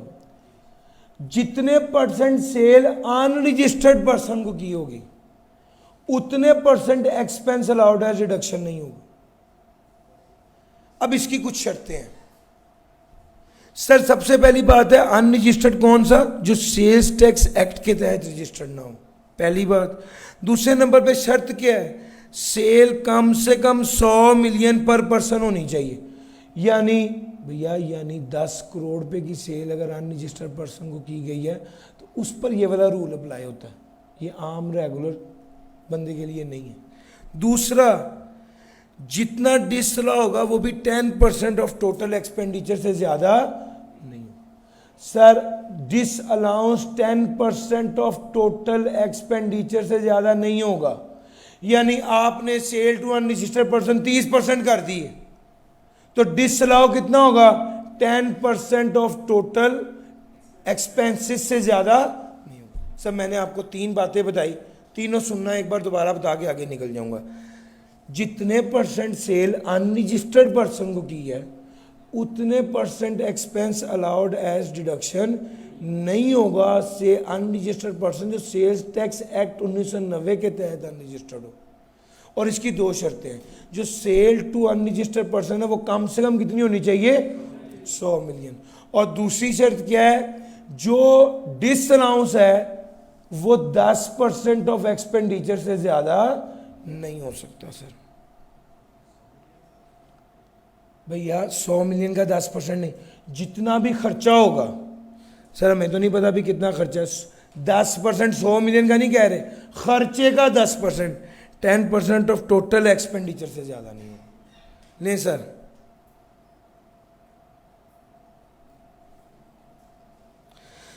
ये सारे खर्चे जो भी आपको पढ़ाई ये अलाउड एज डिडक्शन नहीं थे। अब कुछ ऐसे खर्चे पढ़ाने लगा हूं जो अलाउड एज डिडक्शन हैं। साइंटिफिक रिसर्च अगर पाकिस्तान में हो रही हो, बिजनेस के लिए हो रही हो, तो वो अलाउड एज डिडक्शन है। बस इसमें मसला ये है कि कैपिटल नेचर की ना हो या डेप्रिशिएबल एसेट इमूवेबल प्रॉपर्टी पे खर्चा ना हुआ हो, चूंकि ये अलाउड एज डिडक्शन नहीं होगा। या आप नेचुरल डिपॉजिट कितने हैं, कहाँ पर हैं, किस हद तक है, उसकी क्या क्वालिटी है, इसके वजह से अगर रिसर्च करें तो वो अलाउड एज डिडक्शन नहीं होगा। सर रिसर्च एक सवाल पास पेपर में आया हुआ, रिसर्च चाइना में भी है, अलाउड एज डिडक्शन नहीं होगा। रिसर्च पाकिस्तान में हो, बिजनेस के लिए हो, कैपिटल नेचर के एक्सपेंस ना हो, रेवेन्यू नेचर के एक्सपेंस हो, और नेचुरल डिपॉजिट को ढूंढने पर खर्चा ना हो रहा हो, तो वो अलाउड एज डिडक्शन होगी। सर दूसरा आगे, एम्प्लॉय की ट्रेनिंग पर जो खर्चा किया है वो अलाउड एज डिडक्शन होगा, चाहे वो इंडस्ट्रियल वर्कर की ट्रेनिंग हो, चाहे वो आपके एम्प्लॉय की जो डिपेंडेंट्स हैं उनकी हस्पताल में या एजुकेशनल इंस्टीट्यूशन में ट्रेनिंग हो, या पाकिस्तानी कोई भी है जिसकी ट्रेनिंग कराई जाए FBR से अप्रूव्ड स्कीम के तहत, तो वो अलाउड एज डिडक्शन होगी। Sir profit on debt, finance cost, lease payments. Sir profit on debt कोई भी हो, या प्रॉफिट ऑन डेट और इंश्योरेंस, ये तो ऐसे खर्चे हैं जो टैक्स वालों को पता नहीं क्यों बड़े पसंद है। किसी किस्म का भी प्रॉफिट ऑन डेट हो या किसी किस्म का भी इंश्योरेंस हो तो नॉर्मली वो एज डिडक्शन इनकम में से माइनस करने की इजाज़त दे देता है। सर दूसरे नंबर पे आ गया finance cost. Finance cost, sir कोई भी खर्चा फाइनेंस कॉस्ट या प्रॉफिट ऑन डेट के बाद, चाहे आपने कोई लोन लिया हुआ है उस पर कोई कॉस्ट आपको बेयर करनी पड़ रही है या जो आपको पैसे देने पड़े, फाइनेंस कॉस्ट है। सर लीज पेमेंट, याद रखिएगा लीज के हवाले से मैं लेसी की डिस्कशन कर देता हूं, ये कीमती है। सर जी जो लेसी होता है ना, मैंने गाड़ी किस्तों पर ली, बैंक लेसर है, मैं लेसी हूँ, आसान अल्फाज में समझाता हूँ सर, लंबी चौड़ी, लेसर और लेसी के उसमें नहीं उलझते। मैं लेसी हूँ सर, टैक्स वालों के मुताबिक मालिक कौन है, मैं या बैंक? टैक्स वालों के मुताबिक मालिक बैंक है। अकाउंटेंट के मुताबिक मालिक कौन है, मैं हूं। सर अकाउंटेंट कहता है लेसी मालिक है, लेसी एसेट को रिकॉर्ड भी करेगा कॉस्ट पर, लेसी उसकी डेप्रिसिएशन भी चार्ज करेगा, और लेसी किस्तें दे रहा है। उस किस्त में जो प्रॉफिट ऑन डेट है या जो इंटरेस्ट है वो लेस करने की इजाजत होगी अकाउंटेंट के मुताबिक। अकाउंटेंट ये एंट्री कर रहा है, उसने एसेट को रिकॉर्ड किया हुआ है, मेरी बुक्स में मैंने गाड़ी किस्तों पर ली हुई है, मेरी बुक में रिकॉर्ड कर रहा है, एसेट को रिकॉर्ड भी कर रहा है, डेप्रिसिएशन चार्ज भी कर रहा है, और इंटरेस्ट एक्सपेंस भी इनकम में से माइनस कर रहा है। टैक्स वाला कहता है भाई क्या हो गया है, ये कहां से मालिक है गाड़ी का? गाड़ी का असल मालिक कौन है, बैंक है। अब मालिक बैंक है तो टैक्स वाला कहता है जब आप मालिक ही नहीं हो तो एसेट को रिकॉर्ड करोगे? नहीं। जब आप मालिक ही नहीं हो तो उसकी डेप्रिसिएशन रिकॉर्ड करोगे? नहीं। टैक्स वाला कहता है भाई अली इमरान ने गाड़ी किस्तों पर ली हुई है, इसका मतलब है ऐसे ही है जैसे अली इमरान ने गाड़ी किराए पर ली हुई है, बस जो किराया दे रहे हैं ना वो एज डिडक्शन अलाउ। भैया लॉजिकली मेरी बात समझ रहे हो? अब होता क्या है, न्यूमेरिकल में सवाल आता है, न्यूमेरिकल में होता है अकाउंटिंग प्रॉफिट, अकाउंटिंग प्रॉफिट में ये सारी एडजस्टमेंट हुई हुई होती हैं। अब जब हमें सवाल आता है तो हमने पता क्या करना होता है, अकाउंटिंग प्रॉफिट से शुरू करना है। अकाउंटिंग प्रॉफिट से शुरू किया होता है, हम ऐड बैक कर देते हैं क्या सर, डेप्रिसिएशन भी और इंटरेस्ट या प्रॉफिट ऑन डेट भी। और लेस क्या कर सर, ये लीज रेंटल अकाउंटेंट ने माइनस नहीं किया हुआ, ये लीज रेंटल हमने क्या करना है, शुक्र है, लेस करना। सर ये आ जाएगा आपका टैक्स प्रॉफिट। भैया बात पिक कर गए हो, ये असल पॉइंट है, ये न्यूमेरिकल में जगह जगह है, इसका कॉन्सेप्ट ये है। अकाउंटेंट कहता है जिसने गाड़ी किस्तों पे ली है, मैं यानी मैं मालिक हूं, वो एसेट भी रिकॉर्ड करता है, वो डेप्रिसिएशन भी रिकॉर्ड करता है, वो इंटरेस्ट एक्सपेंस भी रिकॉर्ड। टैक्स वाले कहते हैं कि अली इमरान ने गाड़ी किराए पर ली हुई है, बस किराया माइनस कर दो, ना एसेट इसका है, ना डेप्रिसिएशन अलाउ होगी, ना इंटरेस्ट का कोई चक्कर है। वो चीज़ें क्या होती हैं, एडबैक होती हैं। सर ये लीज पेमेंट का कॉन्सेप्ट है। सर एक चीज़ और लिखी हुई यहाँ पर वो बता दूँ, SPV, special purpose vehicle. Special purpose vehicle समझ लें कि ऐसा बंदा है जो पैसे रिकवर करा के दे देता है। जब आदमी शराफत से पैसे नहीं वापस करता तो कलेक्ट करने के लिए एक SPV को बुला लिया जाता है। ये स्पेशल पर्पस व्हीकल वो बंदा है जो पैसे शराफत के बगैर वापस ले लेता है। ये जो पैसे वो रिकवर करता है उसके वो चार्जेस भी लेता है। वो पैसे जो आपने स्पेशल पर्पस व्हीकल को दिए, रिकवरी करने के पैसे, उसको जो मुआवजा दिया स्पेशल पर्पस व्हीकल को, वो भी अलाउड एज डिडक्शन होता है। सर जी मेरी बात समझ आ रही है? आपने 10 लाख रुपया रिकवर करना था एक बंदे से, आपने स्पेशल पर्पस व्हीकल को कहा कि यार ज़रा इस बंदे से पैसे रिकवर कर दो, उसने पैसे रिकवर कर दिए, आपने उससे तय किया मैं तुम्हें 1 लाख रुपए दूंगा। अब आप जो उसे 1 लाख रुपया दे रहे हैं वो अमाउंट रिकवर करवाने के एवज ये जो 1 लाख रुपया आपने स्पेशल पर्पस व्हीकल को दिया, ये भी क्या होगा, अलाउड एज डिडक्शन होगा। ले sir bad debt, bad debt का भी प्रैक्टिकल इम्प्लीकेशन ज़रूरी है। अलबत्ता एक बार ये थोड़ा बता भी दूं, सर बैड डेट अकाउंटेंट ने माइनस किया होता है, टैक्स वाले, याद रखना प्रोविजन तो टैक्स वाले कहते हैं नोशनल है, इसका तो नाम ही ना लो। प्रोविजन टैक्स वाले माइनस करने की इजाजत नहीं, हाँ बैड डेट माइनस करने की इजाजत देते हैं, वो भी शर्तों के साथ। पहली शर्त, बैड डेट पहले इनकम में शामिल हो। सर जी मुझे ज़रा बताइए, अगर एक बंदे ने, आपने सेल की एंट्री क्या की,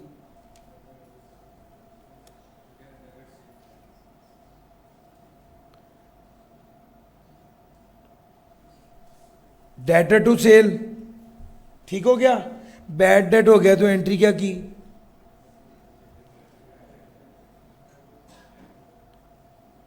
बैड डेट और डेटर।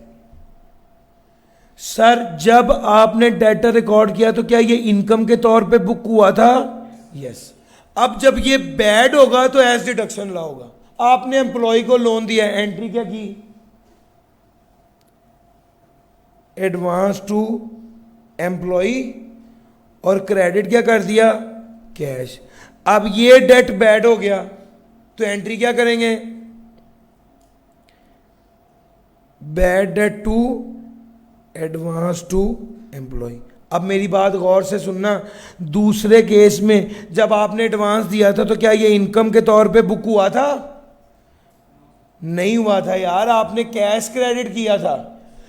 जब आपने एम्प्लॉय को एडवांस दिया तो ये इनकम के तौर पे बुक नहीं था। तो जब ये इनकम के तौर पे बुक ही नहीं हुआ तो ये अलाउड एज डिडक्शन भी नहीं होगा। सर कोई जेन्युइन रीजन होनी चाहिए। सर आप बैड डेट उसी पार्टी को कर सकते हैं जिसको अकाउंटेंट ने बैड डेट किया है। आप बैड डेट सिर्फ उसी पार्टी को कर सकते हैं जिसको अकाउंटेंट ने बैड डेट किया है। दूसरे नंबर पे उसने कहा आप बैड डेट सिर्फ उसको कर सकते हैं, सिर्फ उस हद तक कर सकते हैं जिस हद तक अकाउंटेंट ने बैड डेट किया। अकाउंटेंट ने 10 लाख रुपया बैड डेट के तौर पे माइनस किया है, टैक्स वाला 12 लाख रुपया बैड डेट के तौर पे माइनस नहीं कर सकता।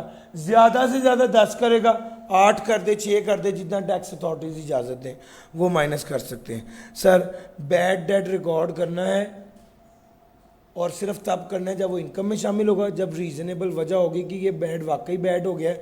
और तीसरे नंबर पे हमने कहा था सिर्फ उस बंदे को बैड डेट करना है जिसको अकाउंटेंट ने कर दिया, और उस अमाउंट तक बैड डेट करना है जिस अमाउंट तक अकाउंटेंट ने कर दिया। पांचवी बात बड़ी कीमती, सर बैड डेट रिकवर हो गया तो टैक्स वाले क्या एडजस्टमेंट करते हैं बैड डेट रिकवरी की, A minus P. What is A? Subsequent recovery. What is B? Actual bad debt minus allowed bad debt. Sir ये एंट्री होती है भाई, टैक्स वाले इस तरह कैलकुलेट करते हैं। अगर इसका आंसर प्लस आ जाए तो इनकम के तौर पे रिकॉर्ड कर लेते हैं, अगर इसका आंसर माइनस आ जाए तो अलाउड एज डिडक्शन, अगर प्लस आ जाए तो एड एज इनकम।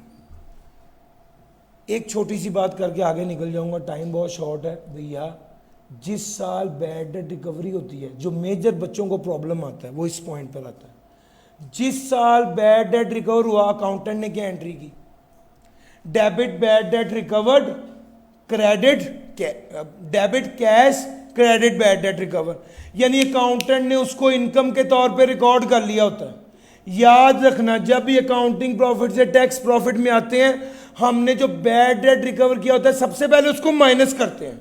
वो माइनस इसलिए करते हैं क्योंकि अकाउंटेंट ने पहले उसको बैड डेट रिकवर के तौर पे ऐड कर लिया है अकाउंटिंग प्रॉफिट में। तो सबसे पहला स्टेप होता है उसको जो अकाउंटेंट ने किया उसको क्या करो, उसको रिवर्स करो। और उसके बाद क्या करो, जो टैक्स वाले ने किया हुआ उसको टैक्स वाले ने जो करना है ए माइनस बी करके इसको अकॉर्डिंगली एडजस्ट करो। तो जो काम की बात है वो ये है, ख़ास तौर पे जब बैड डेट रिकवरी का टाइम आता है तो बच्चे गलती करते हैं। वो गलती क्या करते हैं, वो ऐड, उनको ये नहीं समझ आती कि सर ये ऐड क्यों हो रहा है जो बैड डेट रिकवर हुआ है। सर वो ऐड इसलिए हो रहा होता है क्योंकि आपने अकाउंटेंट ने एंट्री की होती है debit cash credit bad debt recover की। सर तो सबसे पहले अकाउंटेंट ने एंट्री करके उसको इनकम में रिकॉर्ड कर लिया होता है, उसमें प्रॉफिट में शामिल होता है। सबसे पहले आप वो रिवर्स करते हैं, इसीलिए उसको बैड डेट रिकवर को लेस करते हैं जब अकाउंटिंग से टैक्स प्रॉफिट को कैलकुलेट कर रहे होते हैं। पहला स्टेप ये, और दूसरे स्टेप में ए माइनस बी की कैलकुलेशन करके टैक्स के पॉइंट ऑफ व्यू से वैल्यू निकालते हैं। नहीं सर 7th चैप्टर अब कंप्लीट हुआ, 8th चैप्टर, इसमें ये चैप्टर हमारा ज़्यादा डिस्कशन से ही कंप्लीट हो जाएगा। 7th चैप्टर में ये बातें बड़ी कीमती थी, मैं इसको जल्दी से नहीं निकालना चाह रहा था। सर जी देखिएगा डेप्रिशिएबल एसेट क्या होता है। सर मैं आपके साथ चलूँगा, मेरे साथ साथ रहेगा, बातें बस पिक करते रहें। बिजनेस के लिए इस्तेमाल हो रहा हो, यूजफुल लाइफ 1 साल से ज़्यादा हो, और तीसरे नंबर पे होली और पार्टली इस्तेमाल हो रहा हो इन ड्राइविंग इनकम फ्रॉम बिजनेस और उसकी वैल्यू वेयर एंड टेयर की वजह से कम हो रही हो। सर अगली बात, सर रेट क्या होते हैं पेपर में गिवन होंगे, वैसे बिल्डिंग का 10% है, आईटी रिलेटेड का 30% और बाकी सबका 15% है, याद नहीं करनी, पेपर में गिवन होंगे। सर मेथड क्या होता है, full year nil year method होता है, याद रखिएगा डेप्रिसिएशन का method full year nil year होता है, full in the year of purchase nil in the year of sale. हाँ, अगर 2021 के बाद 2021 के साल में या उसके बाद आपने एसेट खरीदा है तो याद रखिएगा जो डेप्रिसिएशन रेट है उसका 50% लेते हैं। सर अगर टैक्स ईयर 2021 या ऑनवर्ड्स आपने एसेट परचेज किया है तो इन द ईयर ऑफ परचेज जितना भी डेप्रिसिएशन रेट है, लेट से 15% है, तो उसका कितना लेंगे, 50% लेंगे। और अगर आपने परचेज करने पर 50% लिया इन द ईयर ऑफ परचेज तो सेल करने पर भी 50% ही लेंगे। सर परचेज करने पर इन द ईयर ऑफ परचेज 50% लिया है रेट, तो सेल करने पर भी 50% लेंगे। अगर 2021 से पहले एसेट खरीदा था टैक्स ईयर 2021 से, तो परचेज करने पर 100% लिया होगा, तो फिर सेल करने पर nil in the year of purchase लेंगे। ये बात ध्यान में रखिएगा। सर एसेट के हवाले से डेप्रिसिएशन की डिस्कशन है, फुल ईयर नील ईयर होता है इसका वो, और WDV कैलकुलेट करते हैं। WDV जो कैलकुलेट होती है वो कैसे होती है, कॉस्ट माइनस एक्यूमुलेटेड डेप्रिसिएशन और इनिशियल अलाउंस, ये WDV होती है। WDV कम हो हम बेच दें एसेट, सेल प्रोसीड ज़्यादा हो तो गेन आ जाएगा, टैक्सेबल होगा। अगर WDV ज़्यादा हो और सेल प्रोसीड कम हो तो लॉस आ जाएगा और वो अलाउड एज डिडक्शन होगा। सर ये वाली बात आपके साथ करनी थी। उसके अलावा वो कहता है टोटल डिस्पोजल जो है, sir total deduction depreciation initial allowance जिस चीज़ के हवाले से भी डिडक्शन है वो कॉस्ट से ज़्यादा तो नहीं हो सकती।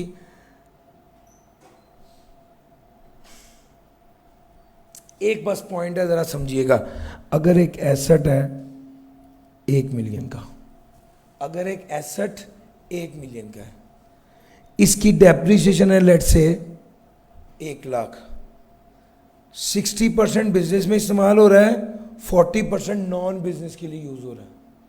तो याद रखिएगा जितने परसेंट बिजनेस में इस्तेमाल हो रहा है उतने percent depreciation allowed as deduction होगी। ये 40,000 की डेप्रिसिएशन अलाउड एज डिडक्शन नहीं, पहली बात। दूसरी बात, WDV कैलकुलेट करेंगे तो ऐसे करेंगे जैसे ये asset Holi for business use हो रहा है। सर जी WDV कैलकुलेट करेंगे तो ऐसे करेंगे जैसे ये asset Holi for business use हो रहा है। इसका मतलब यह है कि WDV कितनी होगी, 9 लाख। सर 9 लाख कैसे, 1 मिलियन में से 1 लाख की डेप्रिसिएशन माइनस किया है, अलाउड वाली भी माइनस किया और नॉट अलाउड वाले भी माइनस किया, ताकि हम WDV कैलकुलेट करें।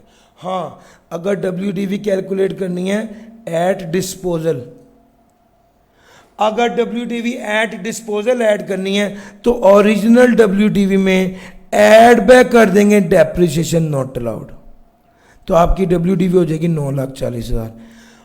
अगर आप एसेट को यूज कर रहे हैं तो WDV 9 लाख होगी, और अगर आपने एसेट को बेच दिया तो WDV कैलकुलेट करनी है तो जो डेप्रिसिएशन नॉट अलाउड थी उसे भी क्या कर देंगे, ऐड बैक कर देंगे, वो 9,40,000 होगी। सर ये 3 पॉइंट बड़े इंपॉर्टेंट थे, ये 2-3 जगहों पे अलग-अलग लिखे हुए, मैंने इसे मर्ज करके एक ही बार में बता दिया।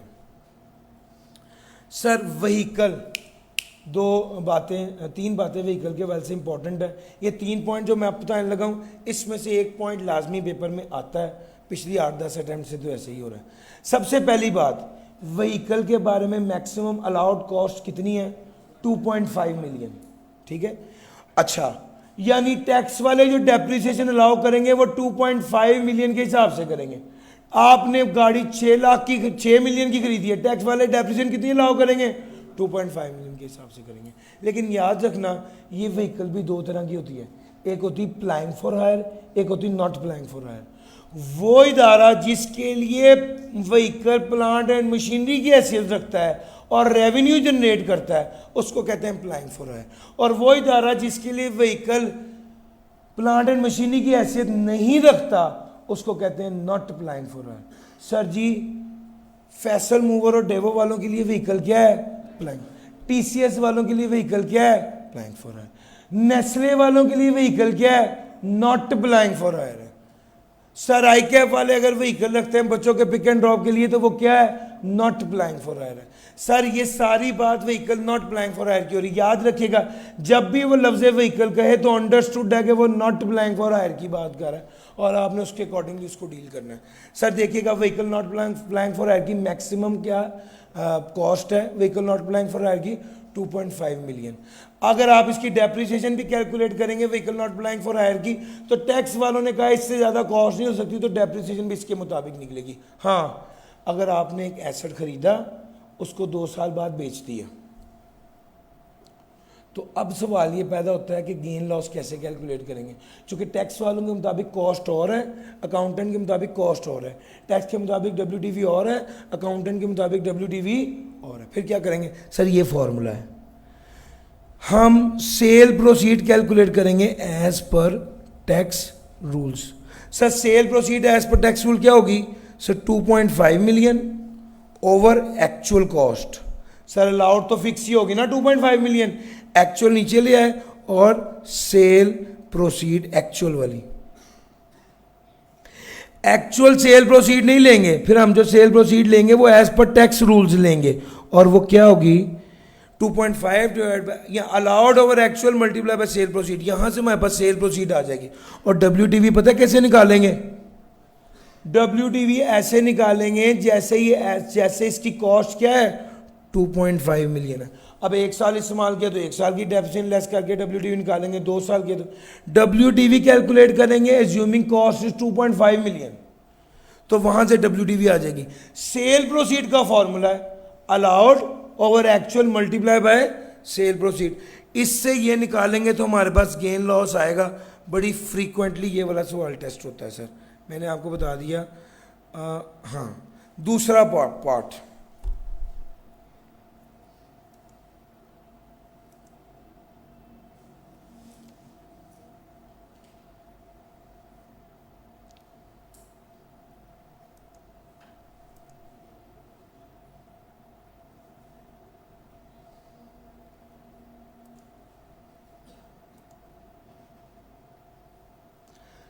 सर जी, एक मैंने आपको बताया 3 पॉइंट बताऊंगा, रेगुलरली इसमें से पेपर आ रहा है। एक पॉइंट मैंने व्हीकल वाला बता दिया, दूसरा पॉइंट है इमूवेबल प्रॉपर्टी वाला। सर 3 स्टेप अप्रोच है। स्टेप नंबर 1 अगर इमूवेबल प्रॉपर्टी हो, step number 2 cell proceed greater than cost हो। अगर इमूवेबल प्रॉपर्टी हो और sale proceed greater than cost हो तो हम सेल प्रोसीड को किसके बराबर ले लेंगे? कॉस्ट के बराबर। और जो गेन आएगा वो हमेशा किसके बराबर आएगा? एक्यूमुलेटेड डेप्रिसिएशन के बराबर। सर ये बार बार सवाल आया। स्टेप नंबर 1 इमूवेबल प्रॉपर्टी हो, cell proceed greater than cost हो, खरीदी थी 10 मिलियन की, बेची है 15 मिलियन की। स्टेप नंबर 3 तो सेल प्रोसीड को किसके बराबर ले लेंगे? कॉस्ट के, यानी कॉस्ट को सेल प्रोसीड के बराबर ले लेंगे, तो जो गेन आएगा वो हमेशा किसके बराबर होगा? एक्यूमुलेटेड डेप्रिसिएशन के। सर ये दूसरी बात थी। और तीसरी बात सुनना सर, तीसरी बात है अगर डेप्रिशिएबल एसेट हम एक्सपोर्ट कर दें तो पहले केस में इमूवेबल प्रॉपर्टी के केस में कॉस्ट की वैल्यू को चेंज करके सेल प्रोसीड के बराबर लिया था, और इस केस में अगर डेप्रिशिएबल एसेट एक्सपोर्ट हो रहा हो तो सेल प्रोसीड की वैल्यू को तब्दील करके कॉस्ट के बराबर ले लेंगे। सर जी ये देखिएगा, सेल प्रोसीड है, ये कॉस्ट है, ये डेप्रिसिएशन है, लेट्स से ये 150 है, ये कॉस्ट है 100, डेप्रिसिएशन है 30, ये आ गया 80 का। अंडर नॉर्मल सर्कमस्टेंसेस हम ऐसे करते हैं। अगर ये इमूवेबल प्रॉपर्टी हो तो पता क्या करेंगे? इसको काट के लिख देंगे 150 से। कॉस्ट किसके बराबर हो गई? 150 के। 150 में से 30 लेस किया, कितना आ गया? 120। सर गेन कितना आ गया? 30 का। किसके बराबर आया? Accumulated depreciation. अगर इमूवेबल प्रॉपर्टी होती तो ये करते, और अगर डेप्रिशिएबल एसेट ट्रांसफर होता फिर क्या करते? सर फिर इसको काट के कॉस्ट 100 के बराबर ले लेते, तो 100 में से जब 70 लेस करते तो कितना आ जाता? 30। तो डेप्रिसिएशन गेन किसके बराबर आता? Accumulated depreciation. इमूवेबल प्रॉपर्टी के केस में किसको तब्दील करना है? कॉस्ट को। और अगर डेप्रिशिएबल एसेट एक्सपोर्ट किया तो किसको तब्दील करना है? सेल प्रोसीड को। सर ये 3 बातें इंपॉर्टेंट थी। इनिशियल अलाउंस की बात आपसे करने लगा हूँ। इनिशियल अलाउंस से पहले आपको ये पता होना चाहिए कि एलिजिबल डेप्रिशिएबल एसेट कौन सा होता है। सर ये 4 एलिजिबल डेप्रिशिएबल एसेट नहीं है, बाकी हैं। कौन से? Sir vehicle plying for, vehicle not plying for hire, ये एलिजिबल डेप्रिशिएबल एसेट नहीं है। यानी व्हीकल प्लाइंग फॉर हायर क्या है? एलिजिबल डेप्रिशिएबल एसेट है। Furniture and fixture eligible depreciable asset नहीं है। प्लांट एंड मशीनरी जो सेकंड हैंड होता है, जो पहले पाकिस्तान में इस्तेमाल हुआ है, second hand used in Pakistan, second hand import नहीं, second hand used in Pakistan, वो भी क्या होता है? एलिजिबल डेप्रिशिएबल एसेट नहीं होता जो second hand used in Pakistan हो। अच्छा जी, चौथा जो एज डिडक्शन लाओ, यानी जो वो वाला एसेट जिसकी पहले ही सारी कॉस्ट एज डिडक्शन ला हो जाए, वो याद रखिएगा इनिशियल अलाउंस, वो एलिजिबल डेप्रिशिएबल एसेट नहीं होता। सर एलिजिबल डेप्रिशिएबल एसेट कौन से नहीं होते? Vehicle not plying for eligible depreciable asset नहीं है। Furniture and fixture eligible depreciable asset नहीं है। Second hand plant and machinery जो पाकिस्तान में इस्तेमाल हुआ वो एलिजिबल डेप्रिशिएबल एसेट नहीं है। Sir vehicle plying for hire eligible depreciable asset है। Imported plant and machinery eligible depreciable asset है। सर ये ध्यान में रखिएगा। सर एलिजिबल डेप्रिशिएबल एसेट हो तो क्या होता है? इनिशियल अलाउंस मिलता है। सर क्या शर्तें हैं? पहली शर्त ये कि इस्तेमाल पाकिस्तान में हो रहा हो। एक बार उसने सवाल पूछा है, वो कहता है कनाडा में इस्तेमाल हो रहा है, नहीं, पाकिस्तान में इस्तेमाल हो रहा हो, पहली बार इस्तेमाल हो रहा हो, पाकिस्तान में पहली बार इस्तेमाल हो रहा है। अगर बाहर से इस्तेमाल होके भी आए तो भी मसला नहीं है, तो इसको इनिशियल अलाउंस मिलेगा। कितना? 25%। सर अगर बैंक ने किस्तों पे दी हुई है कोई एसेट, तो उसको इनिशियल अलाउंस माइनस करने की इजाज़त होगी। सर जो मालिक होता है ना, सर टैक्स वालों के हिसाब से, अगर गाड़ी मैंने किस्तों पे ली है तो टैक्स वालों के हिसाब से मालिक कौन है? बैंक वाला। तो बैंक को डेप्रिसिएशन भी ला होती है, और अगर कोई एसेट मिसाल के तौर पे गाड़ी प्लाइंग फॉर हायर थी तो बैंक वालों को इनिशियल अलाउंस भी ला होता है। सर ये आ गया हमारे पास। आगे आ गया इंटेंजिबल। सर इंटेंजिबल के लिए लफ्ज़ मीन्स लिखा हुआ है, ये 14-15 चीज़ें आपको याद करनी होंगी। जिसकी यूजफुल लाइफ 1 साल से ज़्यादा वो इंटेंजिबल होता है, लेकिन सेल्फ जनरेटेड गुडविल इंटेंजिबल नहीं होती। बिजनेस के लिए इस्तेमाल हो रहा हो, यूजफुल लाइफ 1 साल से ज़्यादा होता है, ये इंटेंजिबल एसेट होता है। और इसके अलावा अगर एसेट होली या पार्टली भी बिजनेस में इस्तेमाल हो रहा हो और यूजफुल लाइफ 1 साल से ज़्यादा हो तो वो इंटेंजिबल एसेट होता है। सर अगर एक खर्चा एज डिडक्शन ही अलाउ हो गया तो फिर उसकी अमाउंटाइजेशन अलाउ नहीं होती। अमाउंटाइजेशन की वजह से जितनी अमाउंट अलाउ होती है that can not be more than the cost of the asset, ये बात भी आपको पता है। और सर आप याद रखिएगा इंटेंजिबल के केस में हमारी बेस जो डेप्रिसिएशन है वो यूजफुल लाइफ की बेस पर निकलती। सर पहले हमने डेप्रिसिएशन निकाली थी WDV मेथड से, याद है? यहाँ पर स्ट्रेट लाइन मेथड है, स्ट्रेट लाइन मेथड है, और डेप्रिसिएशन निकलेगी A/B। What is A? Cost. What is B? Useful life. अगर अच्छा यहां पर भी full year nil year use होता है? नो, यहां पे प्रपोर्शनेट और नील ईयर। क्या मतलब? जितना अरसा proportionate in the year of purchase and nil in the year of sale. इसका क्या मतलब है? इसका मतलब है कि आप जितना अरसा आपके पास वो एसेट रहा, आप डेप्रिशिएबल में पता क्या करते थे? जिस साल खरीदा फुल डेप्रिसिएशन। यहां पर ऐसे नहीं है, यहां पर नंबर ऑफ डेज के हिसाब से होती है। Number of days used divided by total number of days in a year multiply by amortisation. Amortisation जितनी है multiply by number of days use divided by number of days in a year. अगर आपने मिसाल के तौर पे 1 अप्रैल में एक एसेट खरीदा है, तो अप्रैल के कितने दिन हो गए? 30। मई के कितने दिन हो गए? 31। और जून के कितने दिन हो गए? 30। तो भैया 91 डिवाइड बाय 365 करेंगे for the purpose of calculating amortisation. और आपको बताता चलूं यूजफुल लाइफ एसेट की 25 साल से ज़्यादा नहीं हो सकती। एक एसेट की यूजफुल लाइफ 25 साल से ज़्यादा नहीं हो सकती। अगर उसने नहीं बताई हुई तो भी 25 साल लेंगे, अगर 25 साल से ज़्यादा बताइए तो भी 25 साल लेंगे, अगर 25 साल से कम बताइए तो एक्चुअल लेंगे। एक एसेट है, सुनना सुनना, एक एसेट है 100 मिलियन का और बताया गया कि इसकी यूजफुल लाइफ 30 साल है। खरीदा कब था? मिसाल के तौर पे 1 अप्रैल को खरीदा था, तो पता है कैसे अमाउंटाइजेशन कैलकुलेट करेंगे? 100 डिवाइडेड बाय 25, 30 नहीं 25। क्यों? मैक्सिमम यूजफुल लाइफ ये है, तो ये कितना आ जाएगा? 4 आ जाएगा। 4 मल्टीप्लाई बाय 91 डिवाइड बाय 365, तो ये आपकी कैलकुलेशन हो जाएगी अमोर्टाइजेशन की। सर बाज़ औक़ात एसेट पार्टली इन बिजनेस और पार्टली नॉन बिजनेस यूज हो रहा होता है, जैसे मैंने डेप्रिशिएबल के बताया। सर इनटेंजिबल में ऐसा कुछ भी नहीं है। इनटेंजिबल एसेट में डब्ल्यूटीवी कैलकुलेट करनी हो at the time of disposal, तो वो पता कैसे होगी? सर इनटेंजिबल में अगर डब्ल्यूटीवी कैलकुलेट करनी हो at the time of disposal तो वो सिंपल होगी आम तरीके से। जो नॉट अलाउड, वो जो था, जो एसेट बिजनेस के लिए इस्तेमाल नहीं हो रहा था, वो वाली डेप्रिसिएशन एड बैक नहीं करनी। इनटेंजिबल, सर जी इधर आ जाएं, मेरी तरफ देख रहे हैं, मैं वो बात अच्छे से बता दूं। सर जी यहाँ पर मैंने आपको ये बताया था, इफ़ इट वर्क्स,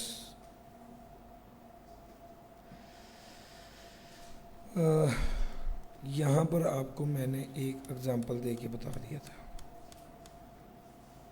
मिटा दिया था वो। लो सर, आपको एक बात बताई थी, अगर एक एसेट पार्टली फॉर बिजनेस और partly for non business use हो रहा हो, बस ये हमारी आखिरी बात है इस एरिया की। Partly for business, partly for non business use हो रहा हो, तो जितना हिस्सा बिजनेस के लिए इस्तेमाल हो रहा है उतने परसेंट अमाउंटाइजेशन ला होती है। एक बात ये बताई थी, डब्ल्यूटीवी कैलकुलेट करेंगे तो ऐसे करेंगे जैसे कि एसेट होनली फॉर बिजनेस यूज हो रहा है, ये भी बताया था। तीसरे नंबर पे मैंने डेप्रिशिएबल करते हुए बताया था कि गेन और लॉस जब कैलकुलेट करना होगा तो डेप्रिसिएशन, वो जो डब्ल्यूटीवी उसमें ऐड कर देंगे, डेप्रिसिएशन नॉट अलाउड। याद है सर वो वाली बात? डेप्रिशिएबल एसेट के लिए, इंटेंजिबल के लिए नहीं है। इंटेंजिबल के लिए डब्ल्यूटीवी ऐसे ही कैलकुलेट होगी जैसे वो एसेट होनली फॉर बिजनेस यूज हो रहा होता, चाहे वो गेन लॉस ही क्यों ना कैलकुलेट करना हो। ये बात थी बस। प्री कमेंसमेंट, प्री कहते हैं पहले, कमेंसमेंट कहते हैं शुरू करने से। प्री कमेंसमेंट एक्सपेंडिचर वो खर्चा जो कि कारोबार, प्री कमेंसमेंट काम शुरू होने से, कारोबार शुरू होने से पहले किया जाए। सर ये 3 याद कर लीजिएगा, cost of feasibility study, construction of prototype, trial production. Sir ये 3 प्री कमेंसमेंट एक्सपेंडिचर हैं। Pre commencement expenditure allowed as deduction नहीं होता। इसका क्या होता है? सर 20% स्ट्रेट लाइन पे, 20% स्ट्रेट लाइन बेसिस पर इनकम में से माइनस करने की इजाज़त होती है। सर अब हमारे पास सिर्फ 2 एरियाज़ रह गए, हमारा टाइम ख़त्म हो गया, लेकिन 2 एरियाज़ रह गए बिजनेस के। एक हमारा एरिया रह गया है कॉस्ट और डिस्पोजल वाला जो यूनिट नंबर 4 है, और एक हमारा एरिया रह गया है स्पेकुलेशन बिजनेस वाला। सर इंशाल्लाह इन 2 की वीडियोस आपके साथ शेयर कर दूंगा। चूँकि हमारे पास टाइम, अगली यहाँ पर सेशन होना होगा तो उसके वजह से मैं ये फ्री करता हूँ जगह। लेकिन मेन हमारा है, अब हमारी 2 बातें रह गई हैं। बात नंबर 1 स्पेकुलेशन बिजनेस, बात नंबर 2 कॉस्ट कैसे निकालनी है, और डिस्पोजल प्रोसीड क्या होगी, जो सेल प्रोसीड है उसकी इंशाल्लाह मैं यूट्यूब चैनल पर वीडियो अपलोड करा दूंगा। चूँकि मेरे पास टाइम ख़त्म हो गया, मगर मैं आपको ये बताता चलूँ कि मैं अपने आज के टारगेट को 85 to 90% कंप्लीट कर पाया। ये 2 एरियाज़ हैं, अगर 15-20 मिनट और होते तो मैं इसको भी साथ कवर कर देता। ले जनाब आज के लिए इतना ही।